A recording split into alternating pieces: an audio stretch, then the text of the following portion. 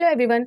तो इस वीडियो में मैं बहुत इंपॉर्टेंट बात आप सभी को बताने वाली हूँ और समझाने वाली हूँ। तो जैसे कि जेपीएससी फॉर्म भरने की डेट स्टार्ट हो चुकी है, आप सभी को पता होगा। 342 पोस्ट के लिए जो वैकेंसी आई थी, उसके लिए जो एप्लीकेशन फॉर्म है वो आप भर सकते हो। 1 फरवरी से ये स्टार्ट हो चुका है और 29 फरवरी तक ये चलेगा, ठीक है। और इससे रिलेटेड जितनी भी इंपॉर्टेंट बातें थी, जिसमें age limit, qualification, selection process, आपका सैलरी, ये सारी चीज़ें मैंने ऑलरेडी क्लियर कर रखा है वीडियो में और इसी चैनल पर है, आप जाकर देख सकते हो। तो वो सारी चीज़ें यहाँ पर हम नहीं करेंगे और यहाँ पर मैं बात करूँगी कि जो एप्लीकेशन फॉर्म आप भरोगे वो एप्लीकेशन फॉर्म प्लीज़ आप थोड़ा ध्यान से भरना, अच्छे तरीके से उसे पढ़कर भरना। तो जैसा कि आप सभी को पता है कि मैं बात कर रही हूँ इस फॉर्म की। ये जो एडवर्टाइजमेंट आया था आपका, वो आया था 27 जनवरी को 2024 को, ठीक है। तो यहाँ पर आप पीडीएफ डाउनलोड कर लोगे, उसके बाद आप यहाँ पर जाके देखोगे तो इस एडवर्टाइजमेंट के लिए आया था, इसके लिए पूरा डिटेल में बता दिया गया था इस फॉर्म से रिलेटेड। तो यहाँ पर आप देख सकते हो ये सारी चीज़ें यहाँ पर क्लियर कर दी गई थी, ठीक है। तो एज लिमिट से लेकर आपकी सारी चीज़ें यहाँ क्लियर हो गई थी, तो प्लीज़ आप चेक कर लेना, ठीक है। और मैंने बता भी रखा इंपॉर्टेंट चीज़ें। तो यहाँ पर मैं बात कर रही हूँ इस फॉर्म को अप्लाई करने से पहले प्लीज़ आप जो भी पोस्ट के लिए अप्लाई कर रहे हो, तो उस पोस्ट को के लिए जो भी रिक्वायरमेंट मांग रही है जेपीएससी, क्या आप उसको फुलफिल कर पा रहे हो? आपकी योग्यता उस पोस्ट के लिए है, आपका जो एज है उस पोस्ट के लिए है, आपकी जो कैटेगरीज है उस पोस्ट के लिए है। तो अगर आप सब चीज़ फुलफिल कर पा रहे हो तभी आप उस फॉर्म को भरना। पहले उस चीज़ को आप क्लियर करो, ठीक है, उस चीज़ को आप देख लो। फिर दूसरी चीज़ ये कि इस फॉर्म को भरने के लिए जो भी डॉक्यूमेंट आपसे मांगे जा रहे हैं उस चीज़ को पहले कलेक्ट करो। जैसा कि यहाँ पर पासपोर्ट साइज फ़ोटो लगेगा आपका एप्लीकेशन फॉर्म में, ठीक है। तो उसे स्कैन करके, कलर फोटो है, इस स्कैन करके उसका जो साइज होता है वो देख लो। साइज फोटो का जो साइज है वो 15 से 25 केबी का होगा। और जो सिग्नेचर मांगे जाते हैं, जिसमें व्हाइट पेपर पे आप ब्लू या ब्लैक से ही कर सकते हो, ठीक है। ध्यान रखना, ये सारी चीज़ मैं छोटी छोटी बातें आप सभी को बताऊंगी जो कि बहुत इंपॉर्टेंट है, जिसकी वजह से एक रिजेक्शन लिस्ट भी जारी किया जाता है और उसमें भी रिजेक्ट हो जाता है फॉर्म, ठीक है। तो छोटी छोटी बातें, जिसमें व्हाइट पेपर में आप ब्लू या ब्लैक ही पेन का यूज़ करके जो सिग्नेचर करोगे उसे स्कैन करके उसका जो साइज़ है वो मैनेज कर लेना। सिग्नेचर का साइज़ आपका 10 से 15 केबी तक का होना चाहिए और उसके बाद वो आप रख लो। और एक चीज़ यहाँ पर मैं बताऊंगी, जो फोटो आप एप्लीकेशन फॉर्म में अप्लाई करोगे वो फोटो आप एक्स्ट्रा 2 फोटो रखना ज़रूर, क्योंकि जब एग्जाम देने जाओगे तो एग्जाम सेंटर पर आपको वही फोटो ले जाना है और वही फोटो आपको काम भी आएगा, ठीक है। तो पहले ही यहाँ पर मैं क्लियर कर रही हूँ ताकि आपको बाद में भी जाके कोई दिक्कत ना हो।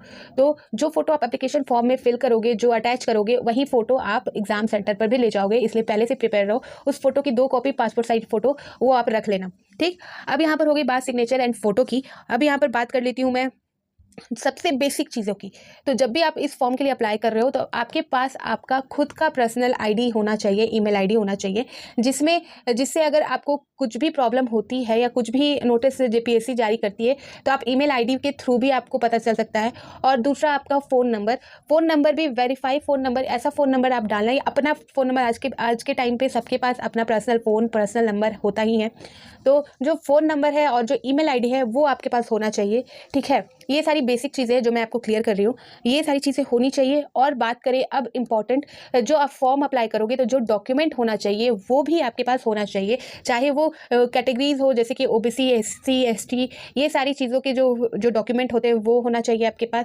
ये भले फॉर्म में आपको मांगे ना, लेकिन वहाँ पर आपसे पूछा जाता है कि आप किस कैटेगरी में आते हो, ओबीसी, बीसी, जनरल, ठीक है। तो अगर आप ओबीसी में आते हो तो ओबीसी का जो डॉक्यूमेंट होता है वो आपके पास रियल वाला भी होना चाहिए। ऐसा नहीं है कि कुछ भी आप भर के आ जाओगे, ठीक है। आपके पास उसका प्रमाण होना चाहिए ताकि बाद में जब सारा कुछ हो जाए और डॉक्यूमेंट वेरिफिकेशन हो तो उसमें भी आप पास कर जाओ। उसके वजह से आपका पूरा जो इतना लंबा प्रोसेस आप सर्वाइव करोगे, एग्जाम देने से, पास होने से, रिजल्ट आउट होने से, वो सब कैंसिल हो जाएगा, सब धरा का धरा रह जाएगा। आप उस एग्जाम को मानो तो आप उस पोस्ट को पा ही नहीं पाओगे, आप एग्जाम भले क्लियर कर लो, ठीक है। तो ये बात सब दिमाग में रखना कि जो भी आप इन्फॉर्मेशन फॉर्म में दोगे उसका प्रमाण आपके पास होना चाहिए रियल में, ठीक है।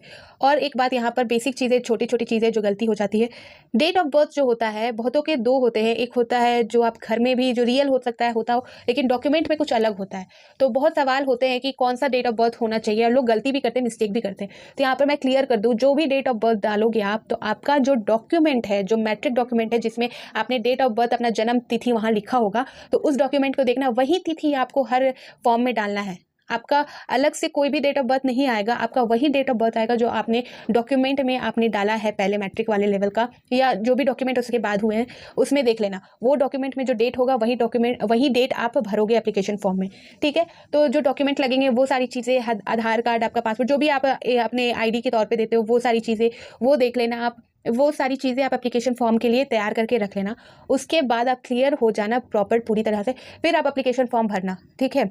जिससे कि आपके पास कुछ भी गलती करने का कुछ भी मौका ही ना मिले, आपको कुछ गलती आपसे हो ना। और ऐसा भी होता है कि एप्लीकेशन फॉर्म में कुछ चीज़ें अलग सी लगती है, जैसे कि समझ नहीं आती, तो आपको ऐसा कुछ भी फील होता है, आपको ऐसा कुछ भी प्रॉब्लम होता है, तो इससे रिलेटेड हेल्पलाइन नंबर जेपीएससी ने अपने ऑफिशियल वेबसाइट पर दी है, तो आप पूछ सकते हो वहाँ पर भी, उससे कॉल करके कॉन्टैक्ट करके जेपीएससी से, ठीक है? और जो हेल्पलाइन नंबर है, वो हेल्पलाइन नंबर आपका 10 बजे सुबह से शाम के 5 बजे तक के बीच में है। आप बार-बार कॉल मत करना, ऐसा नहीं कि आप कॉल पे कॉल करना, नहीं, 2 से 3 बार से ज़्यादा आप कॉल मत करना, ठीक है? अगर आपकी हेल्पलाइन नंबर पे बात हो जाती है, क्लियर हो जाती है, तो अच्छी बात है, प्रॉब्लम अगर सॉल्व हो जाता है तो अच्छी बात है। और अगर नहीं होते तो आप ईमेल आईडी के थ्रू भी आप मेल कर सकते हो जेपीएससी को, उनकी ऑफिशियल ईमेल आईडी पे, ठीक है? तो उस पे अभी हो जाएगा, क्योंकि अभी टाइम है, 29 फरवरी तक टाइम है, तो झटपट आप ये सारी चीज़ें ध्यान में रखें और करें।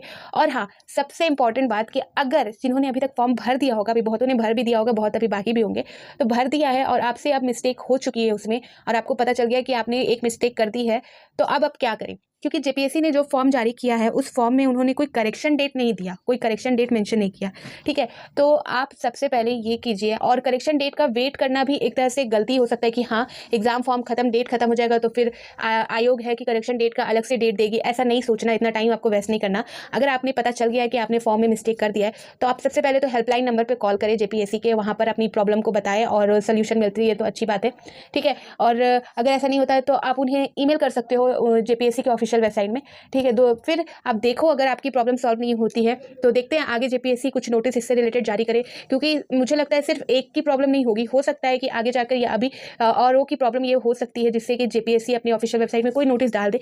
लेकिन हाँ, इतने टाइम का वेट नहीं करना आपको, आप सबसे पहले हेल्पलाइन नंबर जो जेपीएससी ने दिया है, प्रोवाइड किया है, उस पर जाके कॉन्टैक्ट करें एंड उनको ईमेल करें, जवाब जरूर आएगा मेरे ख्याल से, ठीक है? और प्लीज़ मिस्टेक ना करें, आप मिस्टेक नहीं करोगे तो आपके पास ऐसी सिचुएशन आएगी ही नहीं, तो ठीक है? अदर के लिए भी मैं बोल रही हूँ कि आप मिस्टेक मत करो, और जिनसे भी हो चुका है तो आप इन 2 चीज़ों पर ध्यान दें। ईमेल आईडी पर मेल कर दें उनको, अपनी ईमेल आईडी से मेल कर दें, जो आपने ईमेल आईडी एप्लीकेशन फॉर्म में अप्लाई की है, आप अपने रजिस्ट्रेशन नंबर के साथ, अपनी प्रॉब्लम के साथ वहाँ पर बताएं आयोग को कि मैंने ये फॉर्म अप्लाई किया। रजिस्ट्रेशन नंबर तो आपको मिला होगा, क्योंकि आप जब फॉर्म सबमिट करते हो तो आपके पास ऑलरेडी आ जाता है आपका एप्लीकेशन नंबर, रजिस्ट्रेशन नंबर, ठीक है? तो ये सारी चीज़ें आपको पता होंगी, तो वो चीज़ आप क्लियर कर दो, उनको मेल कर दो, और हेल्पलाइन नंबर पर कॉल करके भी ट्राई कर लो, ठीक है? ये सारी चीज़ें मैं आप सभी को क्लियर कर रही हूँ, और फिर मिलती हूँ मैं और भी इंपॉर्टेंट टॉपिक पे बात करते हुए, जैसे कि एग्जाम से रिलेटेड, और भी जो जेपीएससी एंड जेएसएससी अपनी ऑफिशियल वेबसाइट पे नोटिस जारी करती है, वो सारी चीज़ें मैं आप सभी को क्लियर कर देती हूँ। तो बाय बाय।